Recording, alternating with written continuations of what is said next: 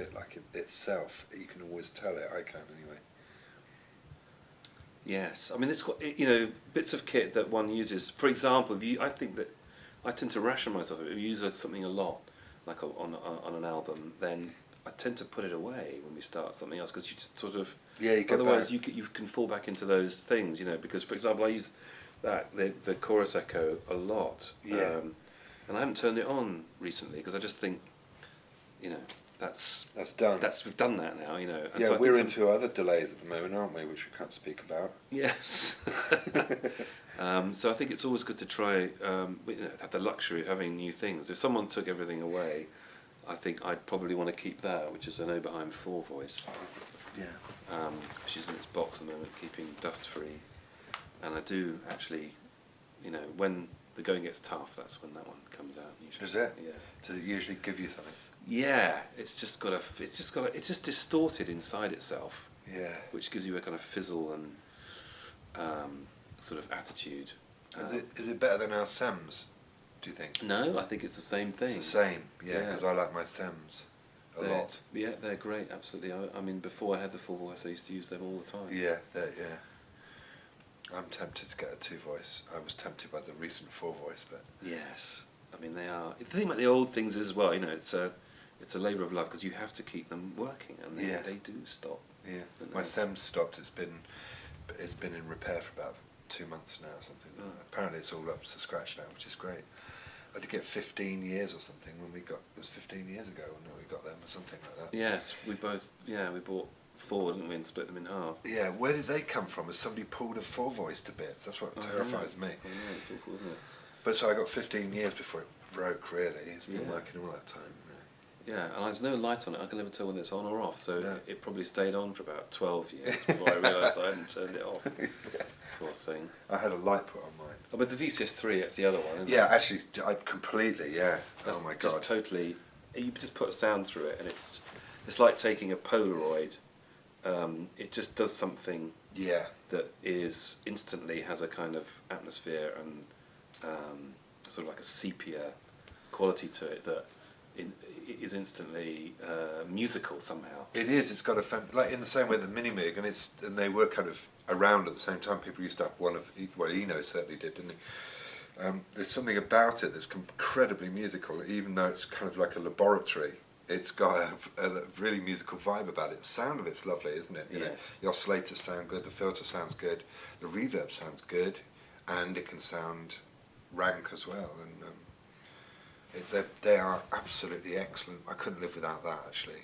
I've used it so much since I bought mine.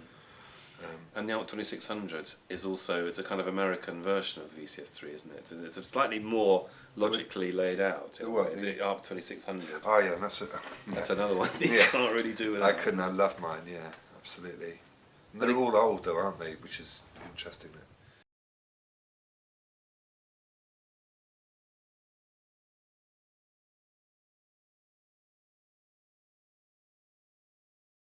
I'm trying to think of anything new that I've used. Well, I really like the little microcorg. There's the new microcorg that's got a really excellent vocoder. I mean, it's probably better than most of the analog vocoders out there, I would say, in terms of instantly, they're endlessly fiddly to try and get the inputs and the outputs and the speech and the excitement and all the rest of it. But this, you just put a mic on it, sing into it or speak into it, whatever you want to do, and it sounds like a really good vocoder. So, yeah, probably you have to pay many thousands of pounds to get a retro bit of kit that sounds as good as that. Yeah.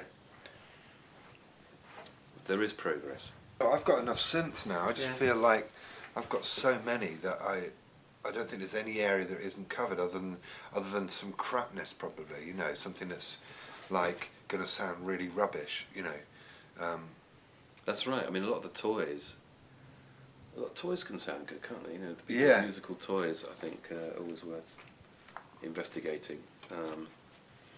I think we've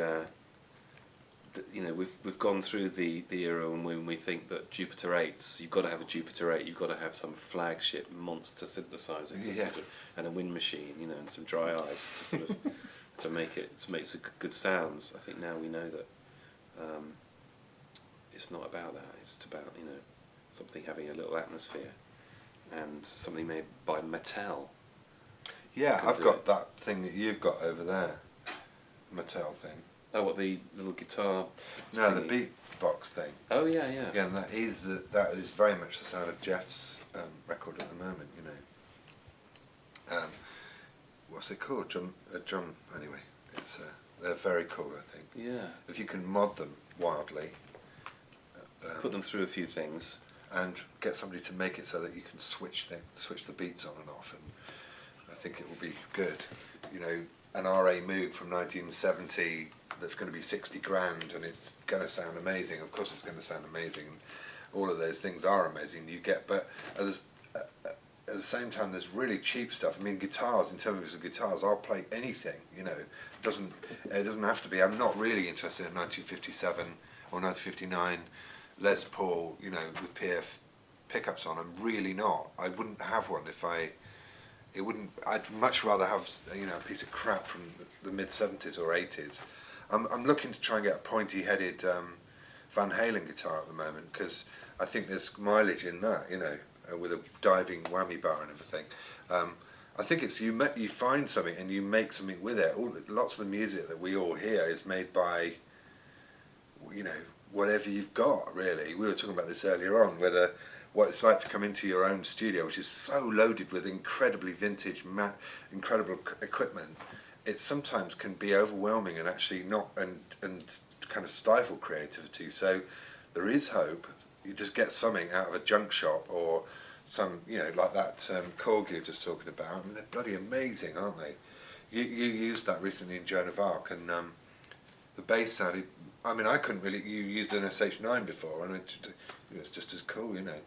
Massive sound, wasn't it? Yeah, I mean, I think there's lots Incredible. of amazing things out there, and I think what you're saying is right. It's not.